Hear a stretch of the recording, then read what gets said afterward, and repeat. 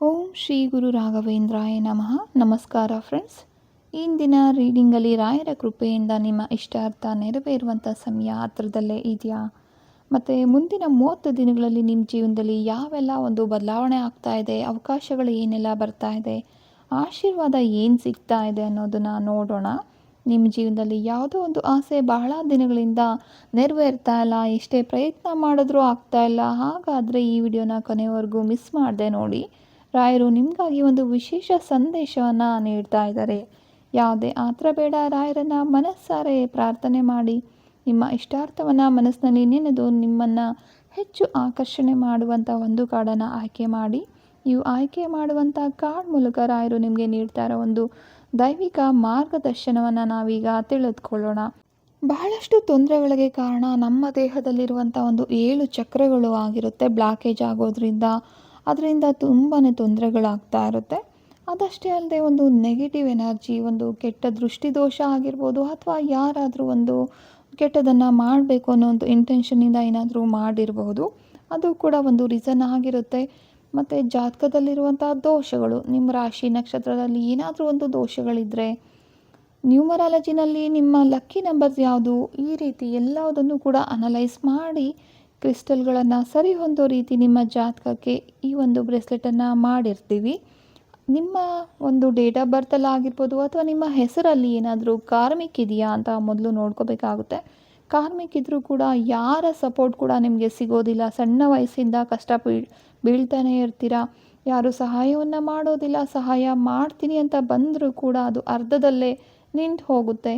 ಎಷ್ಟು ಕಷ್ಟಪಟ್ಟರು ನೆಮ್ಮದಿನೇ ಇಲ್ಲದೆ ಇರೋ ಜೀವನ, ಈ ರೀತಿಯೆಲ್ಲ ತೊಂದರೆ ಪಡ್ತಿದ್ದೀರಾ ಅನ್ನೋದಾದರೆ ಖಂಡಿತ ನೀವು ಕಾರ್ಮಿಕ್ ನಂಬರಲ್ಲಿ ಹುಟ್ಟಿದ್ದೀರಾ, ಅಥವಾ ನಿಮ್ಮ ಹೆಸರಲ್ಲಿ ಕಾರ್ಮಿಕ್ ಇದೆ ಅಂತ ಅರ್ಥ. ಕಾರ್ಮಿಕ್ ನಂಬರಲ್ಲಿ ಹುಟ್ಟಿರೋರು ಏನಿದೆ ಅವರಿಗೆ ಹುಟ್ಟಿನಿಂದಾನೇ ಒಂದು ಕಾರ್ಮಿಕ್ ಅನ್ನೋದು ಬಂದಿರುತ್ತೆ, ಡೆಪ್ಟ್ ಅನ್ನೋದು ಬಂದಿರುತ್ತೆ. ಒಂದು ಹಿಂದಿನ ಜನ್ಮದ ಕರ್ಮ ಆಗಿರ್ಬೋದು, ಅಥವಾ ನಿಮ್ಮ ಮನೆತನದಿಂದ ಬಂದಿರುವಂಥ ಕರ್ಮಗಳೇನಿದೆ ಅದೆಲ್ಲ ಅದಕ್ಕೂ ಕಾರಣ ಆಗಿರುತ್ತೆ. ನಿಮ್ಮ ಸಮಸ್ಯೆಗಳಿಗೆ ಕಾರಣ ಆಗಿರುತ್ತೆ. ಖಂಡಿತ ಈ ಒಂದು ಕ್ರಿಸ್ಟಲನ್ನು ಉಪಯೋಗ ಮಾಡೋದ್ರಿಂದ ನಿಮ್ಮ ಸಮಸ್ಯೆಗಳಿಗೆ ಪರಿಹಾರವನ್ನು ನೀವು ಪಡ್ಕೋಬೋದಾಗಿರುತ್ತೆ.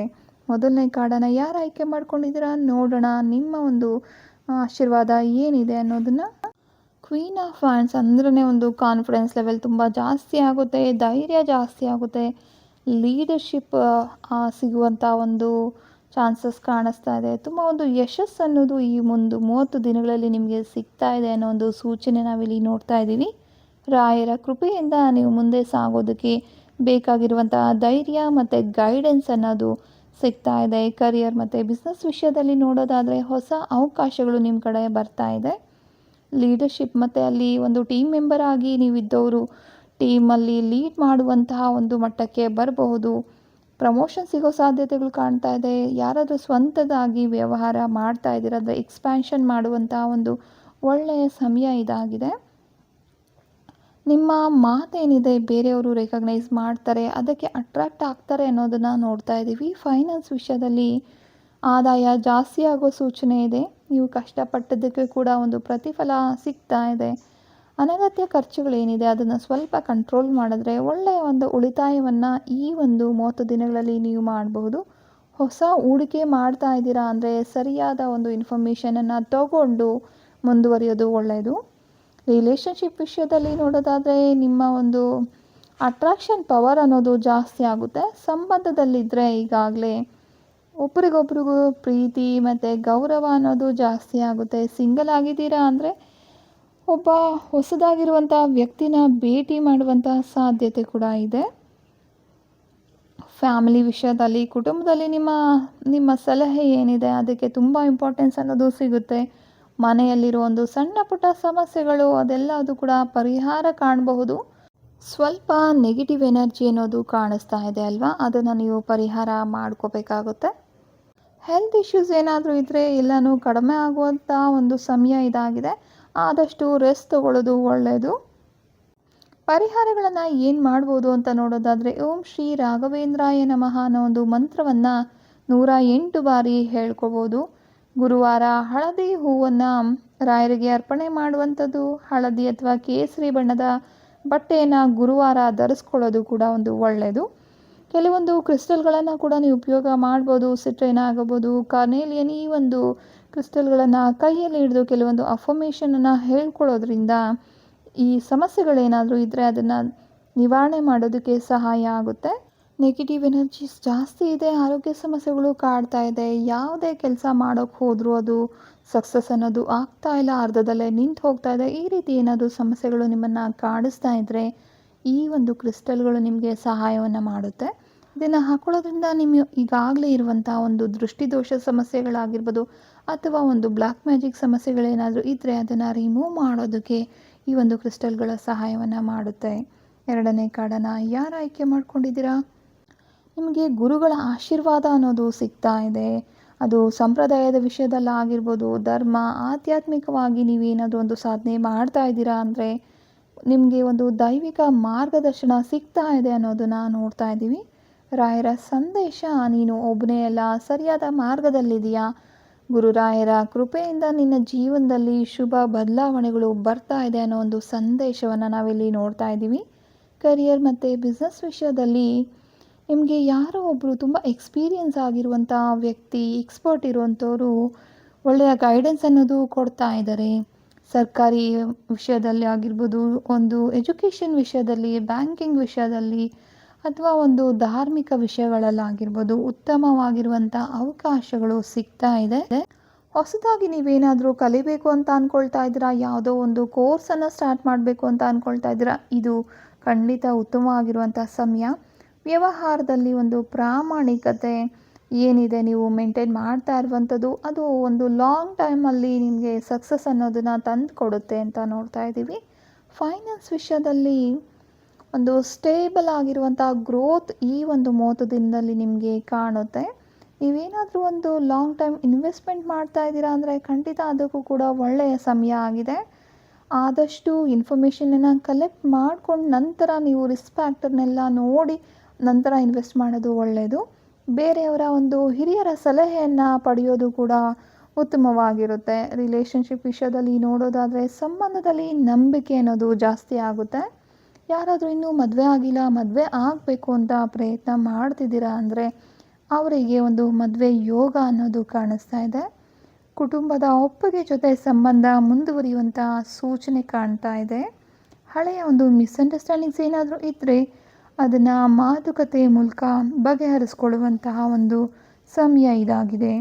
ಪರಿಹಾರಗಳು ಏನು ಮಾಡ್ಬೋದು ಅಂದರೆ ಪ್ರತಿದಿನ 108 ಬಾರಿ ಓಂ ಶ್ರೀ ರಾಘವೇಂದ್ರಾಯ ನಮಃ ಅನ್ನೋ ಒಂದು ಮಂತ್ರವನ್ನು ಹೇಳ್ಕೋಬೋದು. ಗುರುರಾಯರ ಒಂದು ಬೃಂದಾವನಕ್ಕೆ ಭೇಟಿ ನೀಡೋದು, ದೇವಸ್ಥಾನಕ್ಕೆ ಭೇಟಿ ನೀಡೋದು, ಇದು ಕೂಡ ನಿಮಗೇನಾದರೂ ತೊಂದರೆಗಳಿದ್ದರೆ ಅದನ್ನು ನಿವಾರಣೆ ಮಾಡೋದಕ್ಕೆ ಸಹಾಯ ಮಾಡುತ್ತೆ. ನಿಮ್ಮ ಗುರುಗಳು ಯಾರಿದ್ದಾರೆ, ಶಿಕ್ಷಕರಾಗಿರ್ಬೋದು ಅಥವಾ ಹಿರಿಯರಿಗೆ ಒಂದು ನಮಸ್ಕಾರವನ್ನು ಮಾಡೋದು, ಆಶೀರ್ವಾದವನ್ನು ಪಡೆಯೋದು ಕೂಡ ತುಂಬಾ ಸಹಾಯಕ್ಕೆ ಬರುತ್ತೆ. ಕೆಲವೊಂದು ಕ್ರಿಸ್ಟಲ್ಗಳನ್ನು ಉಪಯೋಗ ಮಾಡಬಹುದು.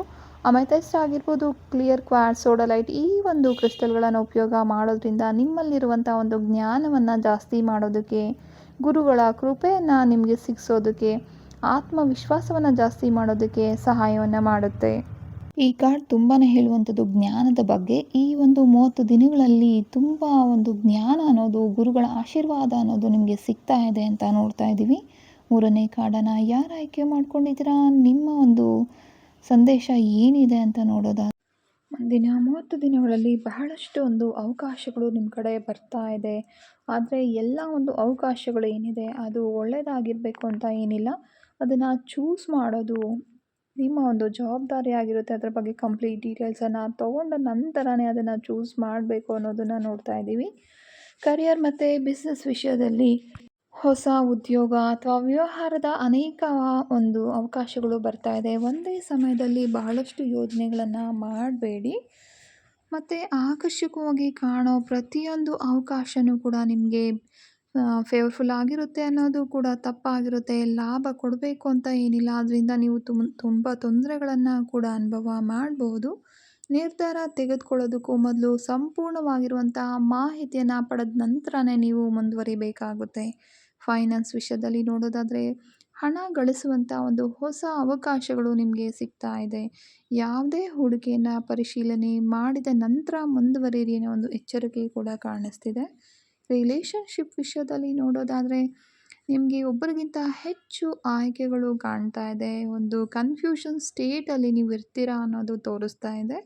ಸಂಬಂಧದಲ್ಲಿ ಒಂದು ಸ್ಪಷ್ಟತೆ ಆಗಿರ್ಬೋದು, ಪ್ರಾಮಾಣಿಕತೆ ಅಗತ್ಯ ಇದೆ ಅನ್ನೋದನ್ನ ನೋಡ್ತಾ ಇದ್ದೀವಿ. ಸಿಂಗಲ್ ಆಗಿದ್ದೀರಾ ಅನ್ನೋದಾದರೆ ಹೊಸ ಪರಿಚಯಗಳು ಆಗ್ಬೋದು, ಆದರೆ ಆ ವ್ಯಕ್ತಿಯನ್ನು ಕಂಪ್ಲೀಟಾಗಿ ತಿಳಿದುಕೊಂಡ ನಂತರ ನಿರ್ಧಾರ ಮಾಡಿ.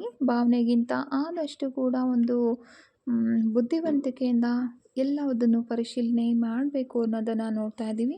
ಕುಟುಂಬ ವಿಷಯದಲ್ಲಿ ಕೆಲವೊಂದು ನಿರ್ಧಾರಗಳಲ್ಲಿ ಒಂದು ಮಿಸ್ಅಂಡರ್ಸ್ಟ್ಯಾಂಡಿಂಗ್ ಆಗಿರ್ಬೋದು, ಭಿನ್ನಾಭಿಪ್ರಾಯಗಳು ಕೂಡ ಬರುವಂಥ ಸಾಧ್ಯತೆ ಕಾಣ್ತಾ ಇದೆ. ಎಲ್ಲರ ಮಾತನ್ನು ಕೇಳಿ ನಂತರ ನಿಧಾನವಾಗಿ ಯೋಚನೆ ಮಾಡಿ ನಿರ್ಧಾರವನ್ನು ತಗೋಬೇಕಾಗುತ್ತೆ. ತಪ್ಪಾಗಿ ಅರ್ಥ ಮಾಡ್ಕೊಳ್ಳುವಂಥ ಸಾಧ್ಯತೆಗಳು ತುಂಬ ಕಾಣ್ತಾ ಇದೆ. ಹೆಲ್ತ್ ವಿಷಯದಲ್ಲಿ ನೋಡೋದಾದರೆ ತುಂಬ ಸ್ಟ್ರೆಸ್ ಆಗುವಂಥದ್ದು, ಅತಿಯಾದ ಒಂದು ಚಿಂತನೆ, ಓವರ್ ಥಿಂಕಿಂಗ್ ಅನ್ನೋದು ಕಾಡುತ್ತೆ ಅಂತ ನೋಡ್ತಾ ಇದ್ದೀವಿ. ಪರಿಹಾರ ಏನಿದೆ ಅಂತ ನೋಡೋದಾದರೆ ಓಂ ಶ್ರೀ ರಾಘವೇಂದ್ರಾಯ ನಮಃ ಅನ್ನೋ ಒಂದು ಮಂತ್ರವನ್ನು 108 ಬಾರಿ ಜಪ ಮಾಡಬಹುದು. ಗುರು ರಾಯರಿಗೆ ತುಳಸಿ ಅಥವಾ ಹಳದಿ ಹೂವನ್ನು ಅರ್ಪಣೆ ಮಾಡಬಹುದು. ಯಾವುದೇ ಒಂದು ದೊಡ್ಡ ನಿರ್ಧಾರವನ್ನು ತೆಗೆದುಕೊಳ್ಳೋದಕ್ಕೂ ಮೊದಲು ರಾಯರ ಸ್ಮರಣೆಯನ್ನು ಮಾಡಬಹುದು. ಮತ್ತು ಪ್ರತಿದಿನ 10 ನಿಮಿಷಗಳ ಕಾಲ ಧ್ಯಾನ ಮಾಡಿ ಮನಸ್ಸನ್ನು ಒಂದು ಸ್ಥಿರವಾಗಿ ಇಟ್ಕೊಳ್ಳೋದು ಒಳ್ಳೆಯದು ಅಂತ ನೋಡ್ತಾ ಇದ್ದೀವಿ. ಈ ಒಂದು ಧ್ಯಾನ ಮಾಡುವಾಗ ಕೆಲವೊಂದು ಕ್ರಿಸ್ಟಲ್ಗಳನ್ನು ಉಪಯೋಗ ಮಾಡ್ಬೋದು. ಅದು ಅಮೆಥಿಸ್ಟ್ ಆಗಿರ್ಬೋದು, ಫ್ಲೋರೈಡ್, ಕ್ಲಿಯರ್ ಕ್ವಾರ್ಟ್ಸ್, ಈ ಒಂದು ಕ್ರಿಸ್ಟಲ್ಗಳನ್ನು ಕೈಯಲ್ಲಿ ಹಿಡಿದು ಧ್ಯಾನ ಮಾಡೋದ್ರಿಂದ ಯಾವೆಲ್ಲ ಒಂದು ತೊಂದರೆಗಳಿದೆ ಅದೆಲ್ಲದನ್ನು ಕೂಡ ನಿವಾರಣೆ ಮಾಡೋದಕ್ಕೆ ನಿಮಗೆ ಸಹಾಯವನ್ನು ಮಾಡುತ್ತೆ. ಇದಾಗಿತ್ತು ಈ ದಿನದ ರಾಯರ ಸಂದೇಶ. ಈ ವಿಡಿಯೋ ಇಷ್ಟ ಆಗಿದ್ರೆ ಲೈಕ್ ಮಾಡಿ, ಶೇರ್ ಮಾಡಿ. ಇದೇ ರೀತಿ ಇನ್ನಷ್ಟು ಒಂದು ಕಾರ್ಡ್ ರೀಡಿಂಗ್ಸ್ ನೋಡಬೇಕು ಅಂದ್ಕೊಳ್ಳೋದಾದರೆ ಖಂಡಿತ ಚಾನಲನ್ನು ಸಬ್ಸ್ಕ್ರೈಬ್ ಮಾಡ್ಕೊಳ್ಳಿ. ಬೆಲ್ ಐಕನ್ ಪ್ರೆಸ್ ಮಾಡೋದನ್ನು ಮರಿಬೇಡಿ. ರಾಯರ ಕೃಪೆ ಸದಾ ನಿಮ್ಮ ಮತ್ತು ನಿಮ್ಮ ಕುಟುಂಬದ ಮೇಲೆ ಇರಲಿ.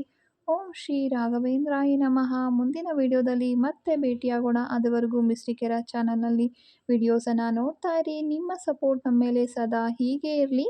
ಧನ್ಯವಾದಗಳು. ಶುಭ ದಿನ.